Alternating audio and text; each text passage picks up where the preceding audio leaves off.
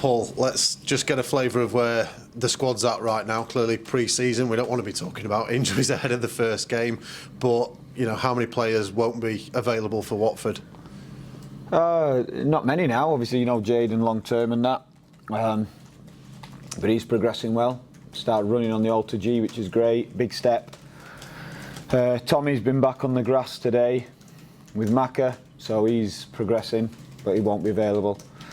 Bill's been back in training fully with the squad this week now, so he's back in. And then there's Ollie Mack, who we've progressed and is further down the line. Did part of the session with the players today, but won't be available for Monday's game.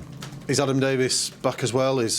Davo's, he's going to be a few weeks, with his legs in a brace at the minute. Obviously, scan showed damage to his medial ligaments, so just be a matter of time that before, we don't need surgery, which is great, touch wood, and hopefully he progresses quickly and we can get him back involved as soon as possible. Clearly with a few of those names, that's a little bit ahead of where you thought you might be. That must be a bonus going into the start of the season. Yeah, well, no, it's not really, because I was hoping to have had Ollie and Billy, if I'm honest, for part of pre-season and have them further down, but the fact that they're getting closer is great now, but I would have loved to have had them. Obviously didn't want Tommy to pick up that injury or Adam, but they happen, they happen. Sometimes they are as innocuous as Davo's is, where his kicking legs gone through and collided with a player. And sometimes the muscle injuries like Tommy's got, so we have to accept it, throughout the season. We're going to get certain injuries, but it don't make you any less frustrated. Reda Kadja, how exciting a signing is he for Sheffield United Football Club? I think everyone's excited. We wanted to get him in and work with him because we think he provides something a little bit different. 1v1 moments, his pace. He was desperate to come here. He's obviously experienced Bramall Lane and the team and saw we play. Liked what we said to him, so he's excited to come and sees it a chance to improve, and he knows it's going to be a challenge. He knows it's a good squad, but he was desperate to come, and then I think the fans have got excited off the back of certainly his two performances against us last season. So everyone's excited to have him here, and we want to see him on the pitch. Was it a key position this summer, really, with clearly losing Morgan Gibbs-White after last season? Yeah, I think they're similar players in terms of we want that attacking quality, but they've got totally different qualities in how they do it. But he is someone, like I say, who's a little bit different. If you can get him the ball in 1v1 moments, that's what he enjoys. But he's also got the real pace to carry the ball up the pitch on the counter. And we think we can improve him more and want to push him more on his number of goals and assists, based on the minutes on the pitch. So I think that's why it's a good fit. We like what he's already got, and he likes the fact that we think we can improve him. Clearly it's somebody you've been tracking and wanting to sign for quite a while. What's the kind of terms and the nature of it? Is there a chance that this could become permanent next summer? Yeah, there is. Based on certain conditions, there is. So it's not just a straight loan. There is conditions where, if certain things are met, we would have a chance of getting him, which is good. It's better than having no chance, So at least if he comes here and we have a successful season together, we've got a chance of keeping him. Is that one of the reasons why this deal has taken a bit longer to get over the line, looking at aspects like that? Not really. Just some are more complicated than others. I think in terms of us wanting the lad and the lad wanting to come, that's pretty straightforward. But then it was just the two clubs agreeing. He's not our player. We can't do anything until Brighton are happy. How many more players would you like before the end of the window? We'll see. Because there's such a long time between now and when the window shuts, things can change during the season. However, we'll always be looking. We need to be. But in terms of the squad now, I'm looking at the squad on the grass today. Now we're rotating players and changing positions over. Barring George at right wing back at the minute, we've got two very good players, at least two, competing for every position, which is great. So we're happy where we are in terms of that.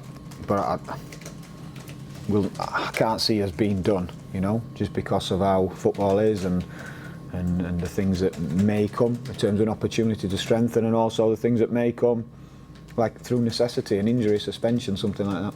Are there any particular positions you are still really keen to add, or will again that depend? Depend. Let's say in terms of now the balance of the squad is pretty good as it stands, but it doesn't mean we'll stop looking.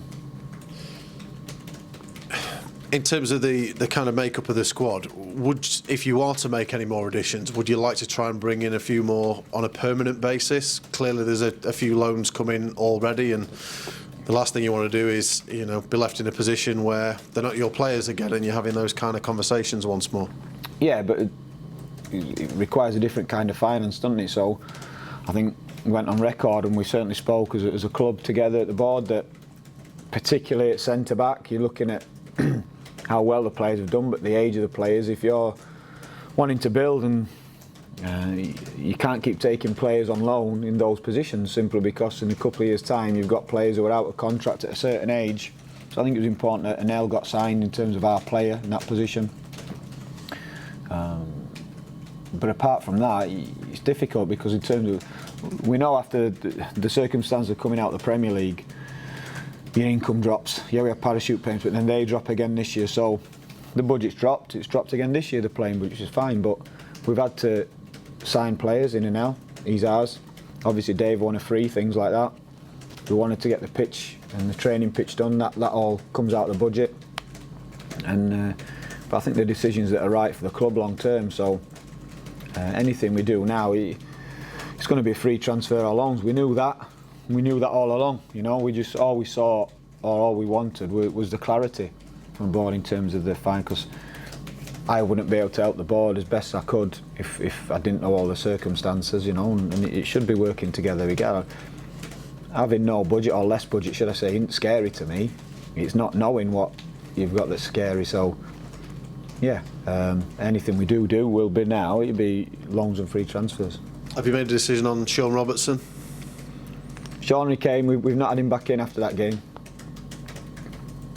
Are you looking at anybody else on trial? Have you got anybody else in the building at the minute? No one's in. No. And in terms of interest in your players, clearly that is another factor that could influence what you may or will need to do over the next few weeks. Are there any bids on the table? Sander Berger's clearly the big one that everyone's been talking about this summer. So we had bids for Sander, which were obviously, and I'm open in Sander. I'd always say no, whatever it was, no. However, the bids that came for Sander, they were nowhere near the club's valuation, regardless of any release clause or anything. They were nowhere near the club's valuation. So that's easy for me to say. My opinion is you don't sell him no matter what, because I think he's a fantastic player. I love working with him. I think there's more still to come. And I think we'd be weaker without him, so I want to keep him. But it is a business, I get that. But even that doesn't stack up, so anything that's been put forward for Sander's been nowhere near the club's valuation. But as things stand, there's no bids for any of your other players or Sander on the table that the club's mulling over? Not unless you know something I don't. I'm just thinking now, I missed a phone call of Steve or something like that. Well, today, no, nothing. No, there's nothing I know, but it was just a pure question. From that element, though, that I imagine is the more disruptive part of this month. To me, it always seems a little crazy that the transfer window is open for so long after the start of the season. For you as a coach and a manager, that must be a difficult way to start a season when your squad is constantly evolving over those first few weeks.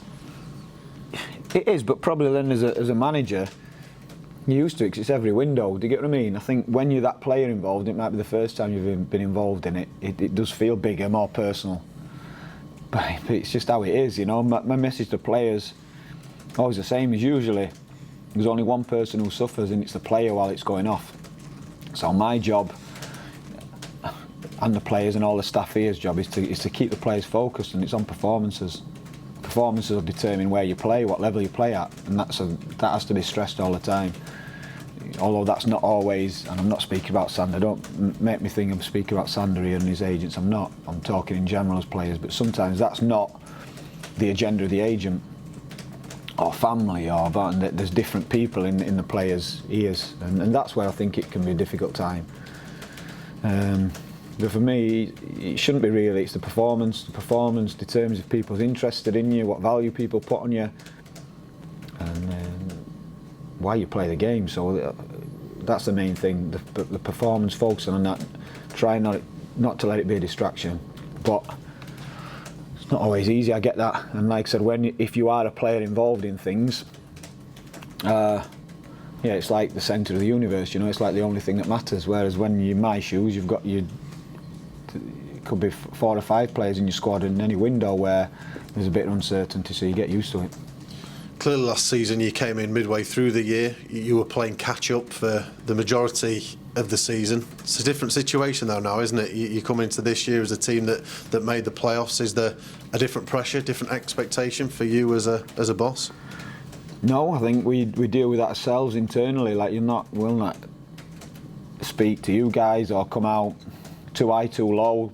We may be internally really forthright and honest in what we say, what we expect, but no, nothing's really changed. I think what all I've said to players, and the only thing that stopped us last season was time. We ran out of time. If the season had been a bit longer, I think we'd have got there. If that game against Forest had been a few minutes longer, I think we'd have got there. So we ran out of time. But you could flip that. You could say, well, we had all the time at the start of the season, so that's the importance I'd put on the start of the season. We don't want to handicap ourselves in the same way. We want to be competitive all the way through. Throughout the season, there's going to be that. We know it. We know that. And there's differences in this season as well. I'm looking at our schedule early doors and the change in TV, and it's ruthless, really. It's not right, you know. But we've got a good squad, and we'll use it. And then there'll be natural breaks, international break, then the World Cup. So it's going to be like lots of little sprints, certainly up until Christmas, which is a different dynamic. So we want to make sure we handle that well. So because once this season kicks off against Watford, it's unrelenting. We'll not be coming up for air, you know, until September, that first international break. Is it fair to say that anything other than a top 6 finish this year would be a disappointment for the club? I'd be disappointed. Like personally, I would, because that's what you want to do. Like I say, I think I'm looking at this league thinking how difficult it looks right now, but you don't know till it pans out. You know, I look at Watford, who traditionally when they've come back down, they've gone back up. I look at Norwich, the same. They've come down. They've generally gone back up. You know, if that continues, that's 2 places gone. You know, so we have to make sure we can try and get in that mix. Add to that the teams who were in the playoffs last year, or the teams who pushed and had good form getting to the playoffs. They'll all fancy the chances. Add that to teams like your West Broms, who's gone for it with their recruitment and the wages they're paying players. You know, they're going to expect themselves to be up there. So we put pressure on ourselves and an expectation that we want to be competing, definitely. But there's also lots of reasons to show how tough it's going to be and who should be up there. But sometimes I think that suits us. It doesn't scare us. You know, if people have spent more money than us, if the people who are fans, it doesn't scare us. We'll just keep focusing on what we want to do and how we want to play.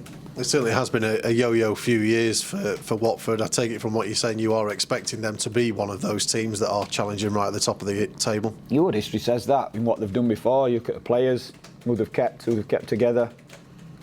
So, yeah, I would. You know, you're looking at that.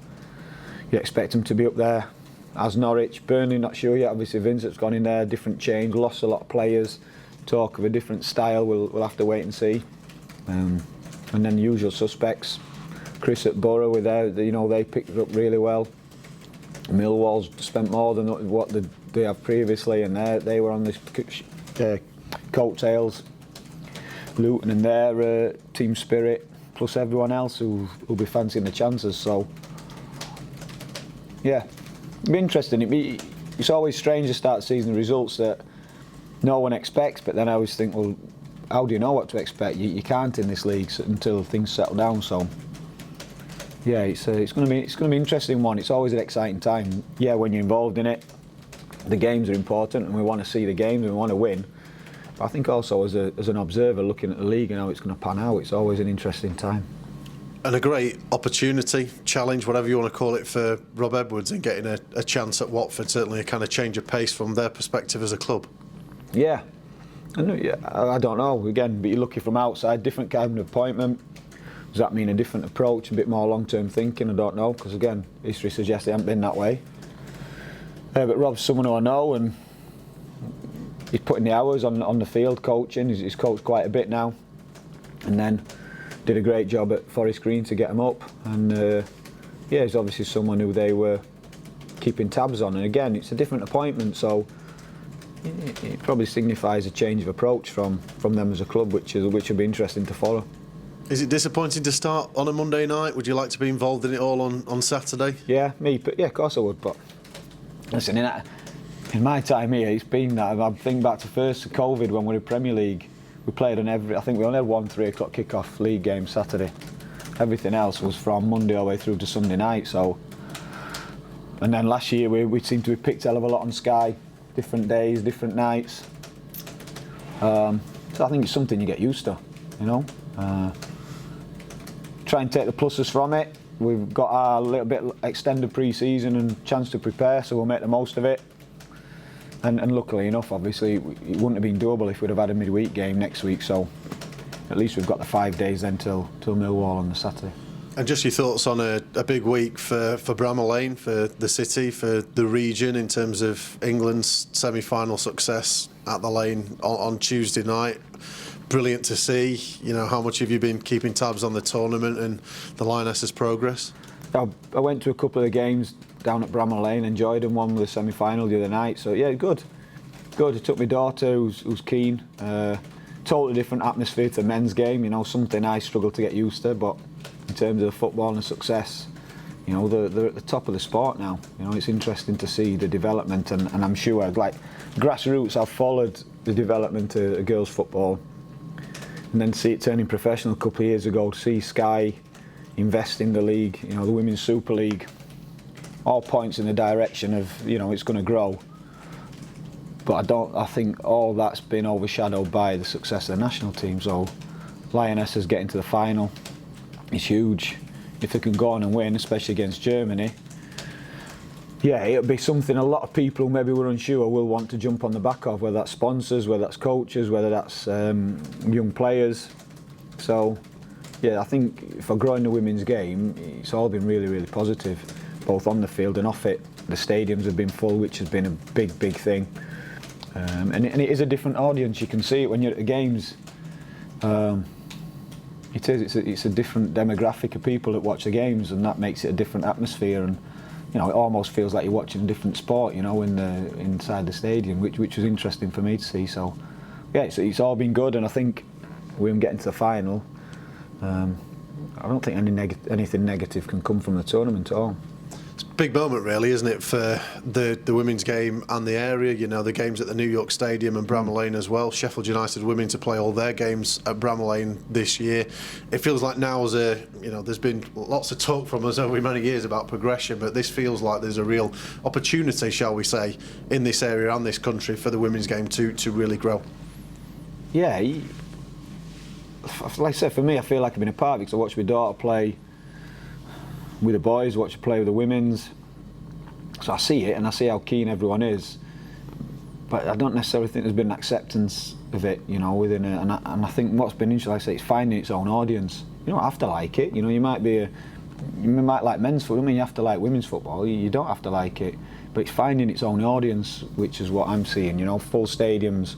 Like I said, there's a different noise at the stadium as there is to a men's game, and it's a different fan. Interesting, you know, probably talking off topic, but how everyone reacted to the England team taking the knee the other night. Fantastic cheers. At some of our games, there's still some booing in certain sections. You know, there's a totally different audience that watch the games, and I think that's important. It's finding its audience. No, it shouldn't be forced on anyone. Like I say, it doesn't have to be, and I think now people get that. It doesn't have to be, and you can like women's football, not men's. You can like men's football, not women's. No issue. And I think now that's becoming apparent. You don't need to like both for women's football to be successful, and it's growing in its own right. So it's been good for the area. The amount of young girls I've seen with the parents watching the games, they may be in their Sunday kit, you know, the team they play for. Everyone's out, and it's showing how big and how keen girls are to play football and support football.